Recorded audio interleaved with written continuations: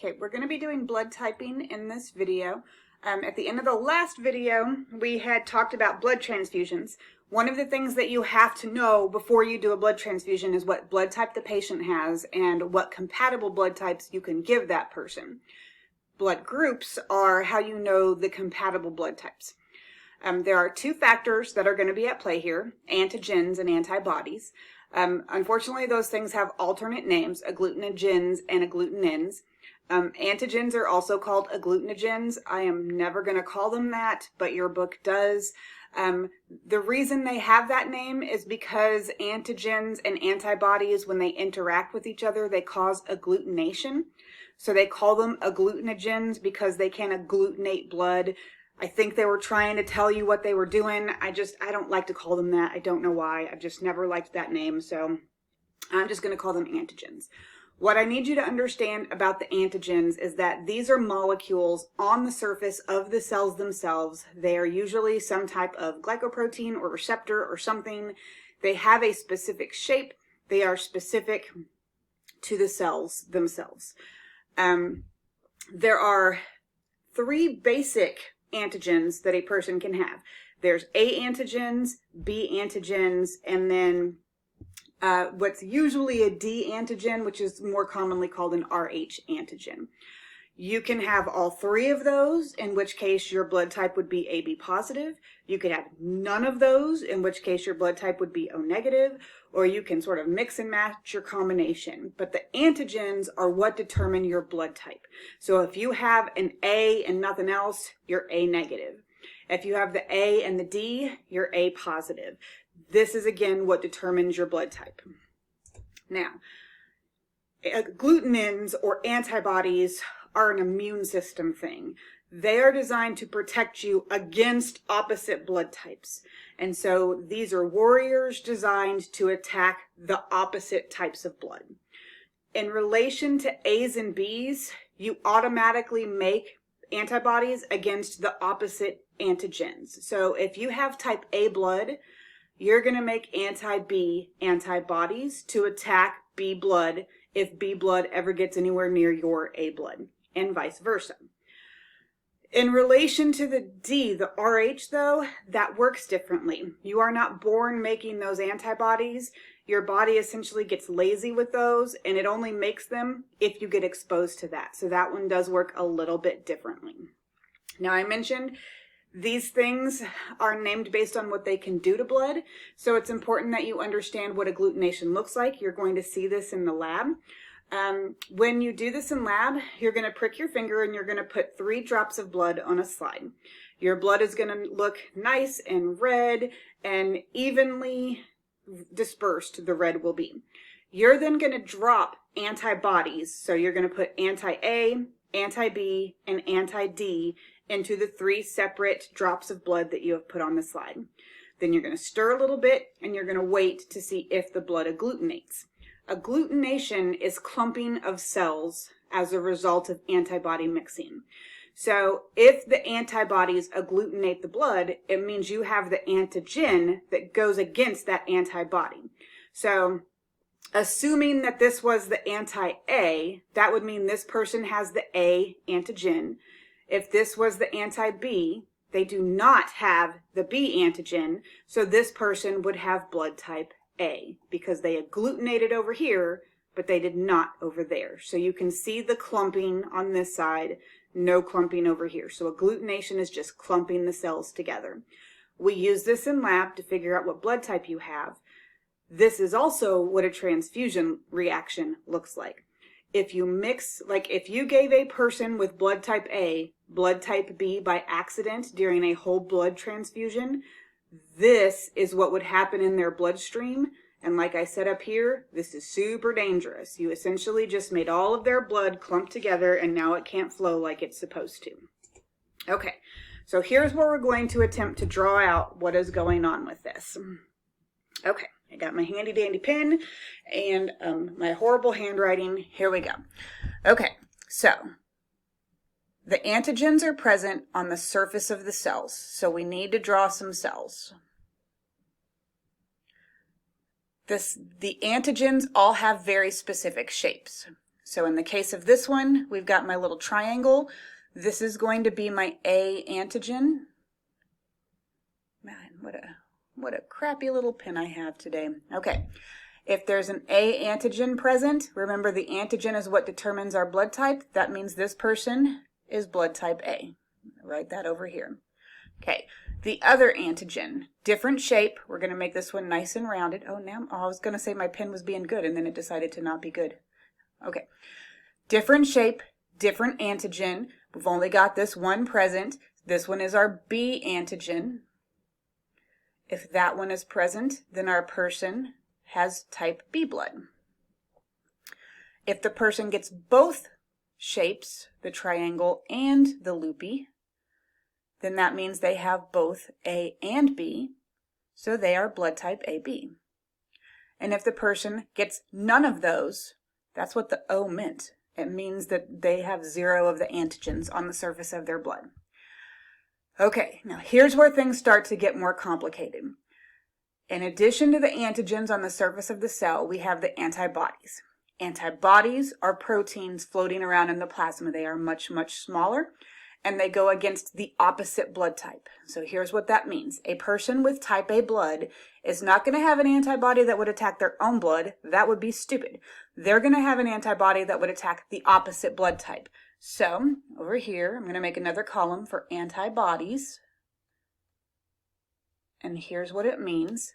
Blood type A is going to have their little Y-shaped antibody, but on the variable end, it's going to have shapes that match this antigen. So that if this person gets exposed to the opposite blood type, this can clump one cell, this can clump another cell. We are clumping 2 cells together. That is agglutination right there. This is called an anti-B antibody. That's a B.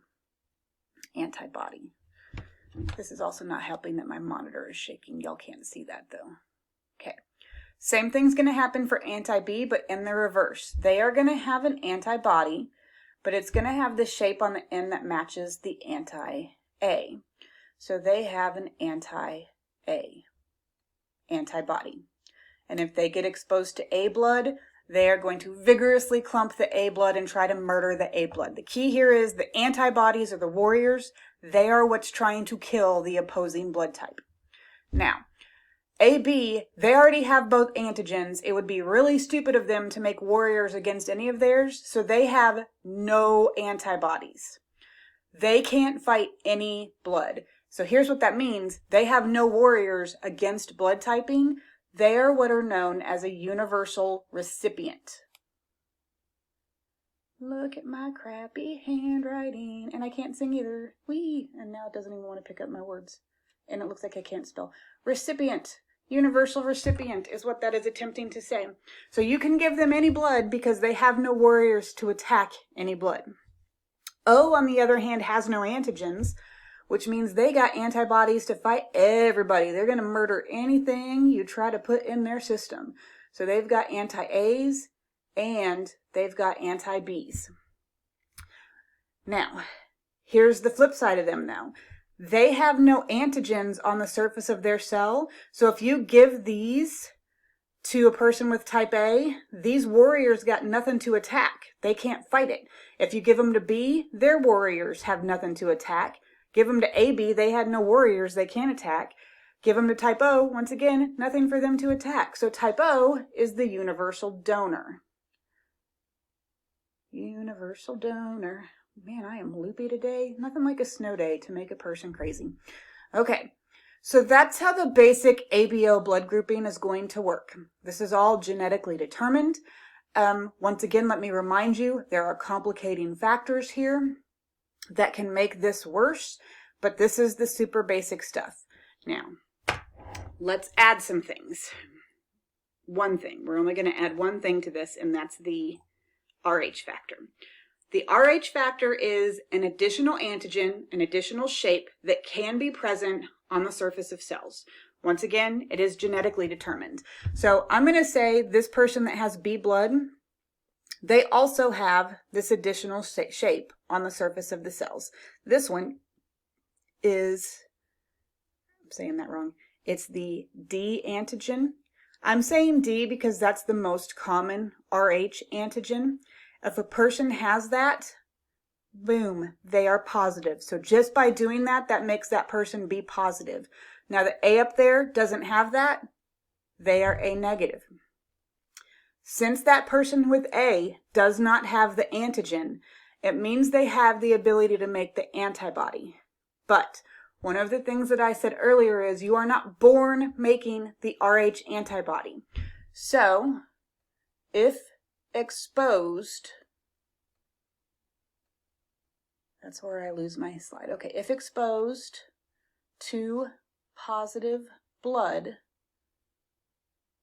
then the A negative blood type will also start making an anti-positive antibody that could attack the positive part of that B positive blood. But again, only if exposed. So if you never get exposed to that, not a big deal. All right. That can also apply to the A, B, and the O off down there. I'm just not going to do it, but anybody can have positives, anybody can have negatives. Okay. So, I think I've pretty much already said everything on this slide. I do want to stress that very last sentence that's up there.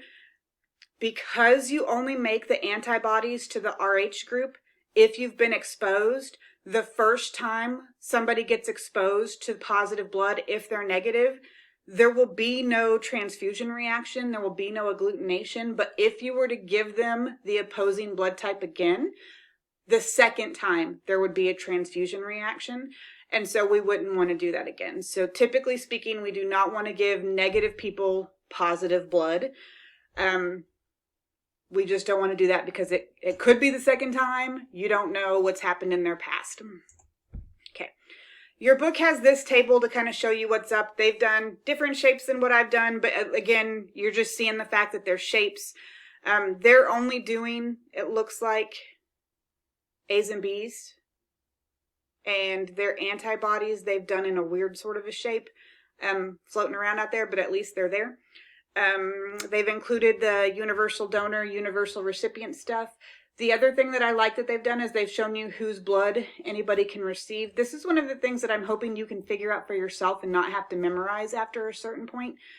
But you can receive whatever you do not have antibodies to attack is the key to that. Now, the other thing, I'm never ever going to ask you to memorize percentages, but one of the things that I always like to stress is everybody thinks the O blood type is so rare. I would like to point out it's not that rare. It's actually one of the more common blood types. It just also happens to be the blood type that we go through the fastest because it's the universal donor. And so it's the one that we call for the most because we use it the most. AB is actually the rarest blood type there is out there. Also, just noticed frequency does change depending on the ethnicity of the population you're talking about. All right, I'm going to let this GIF run through a time or two if it wants to. Let's see, I'm apparently going to have to change my pointer back so that you can see it. So, notice you have more options with the negative blood. You can give negative blood to both positive and negative people, but you can only give positive blood to positive people.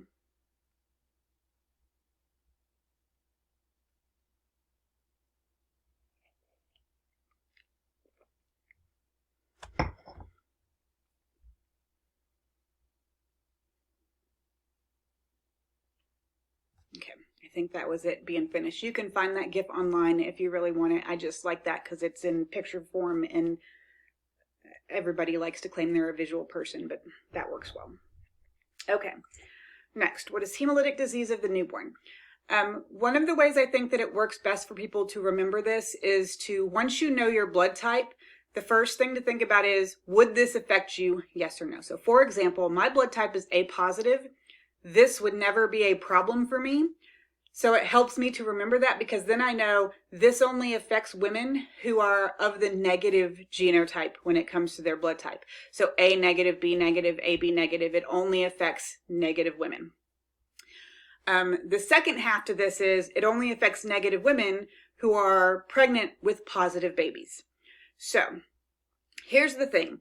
When a woman is pregnant, blood doesn't mix in the placenta between the mother and the baby until the very end of the pregnancy, when the placenta starts to tear away and there's just the trauma of childbirth, essentially. So during the whole pregnancy, assuming everything is going right, if it's like A negative's mom first pregnancy with A positive baby, she's going to carry that baby to term more than likely and be perfectly fine. But during the birthing process, she is going to be exposed to that A positive baby's blood. And because she's been exposed, she is now going to start to make antibodies against the Rh factor. So now that mom is making anti-Rh antibodies. If she gets pregnant a second time with a second Rh positive baby, she now makes antibodies against that phenotype.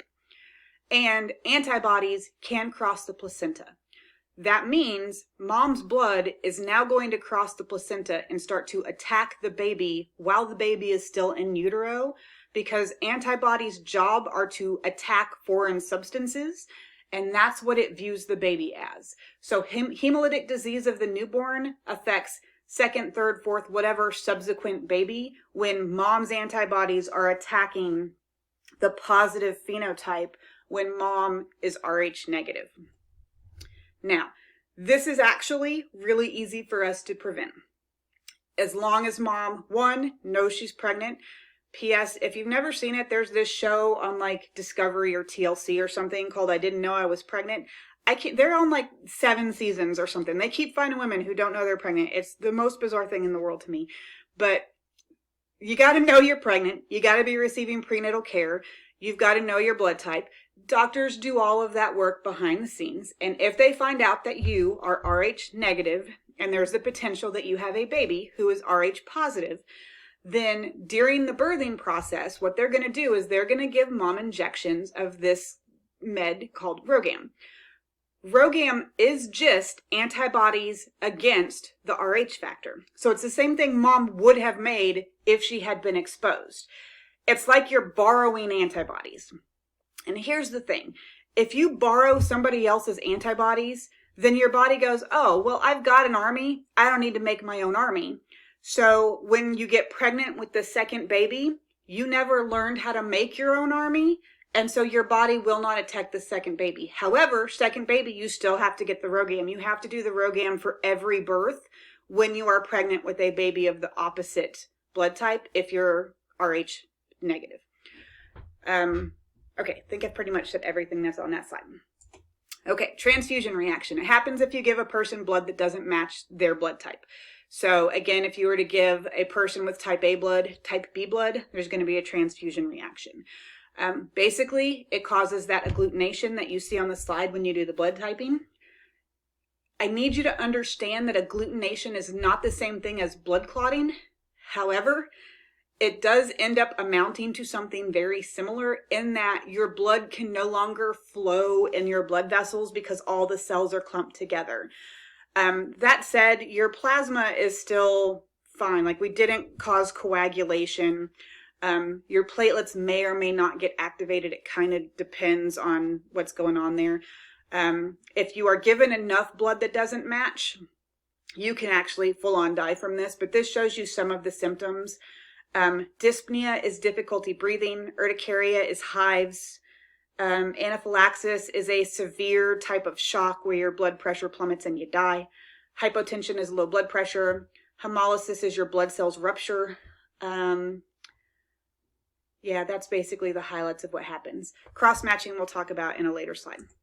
Already said those 2 things on a later one. Okay, now, if you are going in for a surgery and you know that surgery is coming up, you can actually bank some of your blood so that if you do bleed during the surgery, you can get some of your own blood. There's absolutely no risk of a reaction if you're getting some of your own blood. There are some people out there who have such crazy rare blood types that they have to keep some of their blood on hand in hospitals near them. because there's nobody else anywhere near them that would be able to help them if they had problems. And so those people, they have to do autologous transfusions. That also goes back to blood typing is way more complicated than what I am leading you guys to believe at this particular point. It's more likely, though, if people have surgeries that they know are coming up, like it's more of an elective procedure, or it's something that they've been planning for a while, and it's finally time for it to happen. Cross-matching. So it's not good enough to say, like, again, I have A positive blood. It's not good enough to just go grab a bag of A positive blood and assume that that is okay. You have to mix my blood with the bag of A positive blood outside of me and make sure there's not an agglutination reaction before you start putting that blood into my body. That is what cross-matching is. And there are different slides and different technologies that are available, but essentially it's kind of like what you guys do in the lab. You take the blood from the patient, the blood from the bag that you are trying to give them, and you mix them together, and then you look to see, is there any agglutination? If there's no agglutination, good to go, put it in the person. If there's any agglutination on either side, it is not okay, do not give it to that person. So again, it is way more complicated than just the same blood type, it should be okay. You got to do more than that. Now, if you have a person who's A positive, but you've tested all the A positive bags in that clinic and none of them are working, but their blood pressure is dropping and they're about to die, you've got to get fluid in their system or their heart's going to stop. So we have stop gaps like Ringer solution, lactated Ringers, normal saline, whatever. All this does is keep the blood pressure up until you can find blood that will actually work or the patient dies. That's all this is going to do, because this does not help with oxygen delivery, nutrient delivery. It doesn't help with immunity. It doesn't help with basically anything except keeping blood pressure up. It's just a stopgap to help us figure out why none of the bloods are matching. After that, you guys just have a little blurb on which of the following diagnostic tests, why would the following diagnostic tests be run? Differential white blood cell counts can tell you a lot about what kind of infection a person might have, or do they have an infection, do they have leukemia, whatever. Prothrombin time can tell you if a person is clotting too fast or too slow. Both of those are potentially problematic. Define hemoglobin F. Hemoglobin F is fetal hemoglobin. The fetus, essentially, this sounds really mean, they're kind of a parasite. They have to be able to steal oxygen from mom's hemoglobin. So fetal hemoglobin actually has a higher affinity for oxygen than adult hemoglobin does, so that they can steal the oxygen from mom's hemoglobin. Once the baby is born, that gene for fetal hemoglobin gets switched off and they switch to making adult hemoglobin. Interestingly, one of the things that they are doing to try to cure people who have sickle cell anemia is turn the gene for fetal hemoglobin back on, and that could potentially cure a person who has sickle cell anemia. However, they would not be able to get pregnant because babies would not survive, but it could cure a person who has sickle cell. So that's one strategy that people are trying to do, essentially. After that, you guys just have related clinical terms and Latin roots, and so that got you through the blood chapter. Good luck with all your studying.